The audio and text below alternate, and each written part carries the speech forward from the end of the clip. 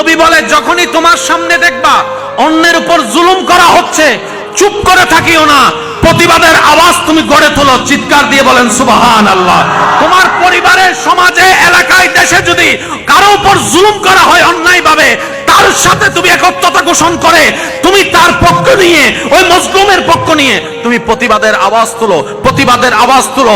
যখনই দেখবা তোমার কোনো মুমিন ভাই বোনের উপর অত্যাচার করা হচ্ছে, তুমি প্রতিবাদ করো, তুমি প্রতিবাদ করো। আর যখন দেখবা কোনো বিপদ তোমার উপর এসেছে, তুমি আল্লাহর সন্তুষ্টির জন্য ধৈর্য ধরিও। এবার আপনি মানুষ কয়জন? একজন। ধৈর্য আর প্রতিবাদ কয়টা? এবার দুইটা একসাথে ধরবেন কিভাবে? সে রাস্তাও ইসলামে দেওয়া আছে। যখন অন্যের উপর হবে আপনি তখন প্রতিবাদী, যখন নিজের উপর হবে ইন্নাল্লাহা মা'আস সাবিরিন। দুটোটা আমল করার সুযোগ হয়েছে কি হয় নাই? এটার নাম ইসলাম। এবার এই সিস্টেম দিয়েছেন কে? অন্যের প্রতি হলে প্রতিবাদ করো, নিজের ব্যাপারে হলে ধৈর্য ধরো। এবার আপনি দেখেন আপনার সমাজে ঠিক উল্টাটাই চলে। অন্যের ব্যাপারে আমরা, আর নিজের ব্যাপার যখন হয়, কি হলি দি তুই হনমি কেন হন না রে, আইসো না বেড়া গাছতলা, তারপর বুঝিবি কি করেছি। জোরে বলেন কি করেছি?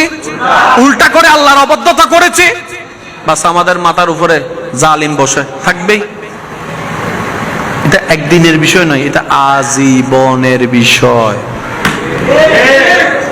দোষকার একটু জোরে বলেন, দোষকার আর আমাদের এই জায়গাগুলা যদি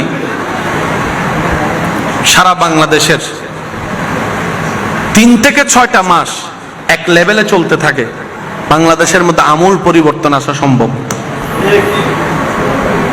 আমি কেমনে বুঝাতাম আপনাদেরকে? যদি আপনাদের বিরক্ত না হয় আমি আর 5টা মিনিট সময় নিচ্ছি আপনাদের থেকে। হ্যাঁ, কষ্ট হচ্ছে না তো? বিজয় ভাই কষ্ট হচ্ছে? আচ্ছা, আপনাদের এখানে একটা সংগঠন আছে না?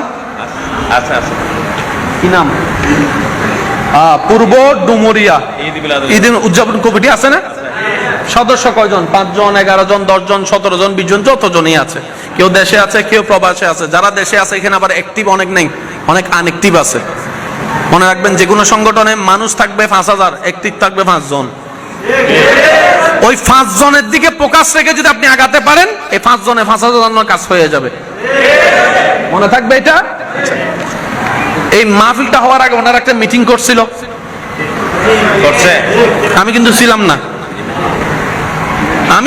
কিন্তু এতটুকু আমি বুঝি যে একটা মিটিং করছিল। প্রথম মিটিংটা হচ্ছিল সমন্বয়ক মিটিং, করবে কি করবে না, করলে কাকে কাকে ইনভাইট করবে।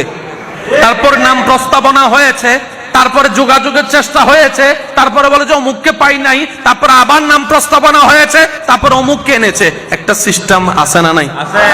আচ্ছা, এবার যদি আপনার মিটিং গুলা বাদ দেন, সংগঠনের নাম থেকে যাবে, সংগঠন থাকবে না। সেজন্য সংগঠনের একটা নিয়ম আছে, 3 মাসে মিটিং করে, 6 মাসে মিটিং করে।